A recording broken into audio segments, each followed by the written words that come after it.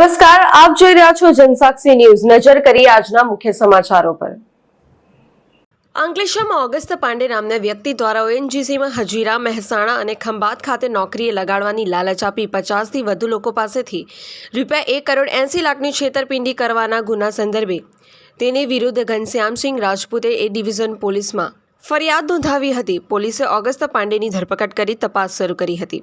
દરમિયાન ઓગસ્ત પાંડેની પૂછપરછ અને તપાસમાં ફરિયાદી ઘનશ્યામસિંહ રાજપૂત પોતે પણ આ ગુનામાં સામેલ હોવાનું બહાર આવતા પોલીસે ફરિયાદી ઘનશ્યામસિંહ રાજપૂતની ધરપકડ કરી હતી।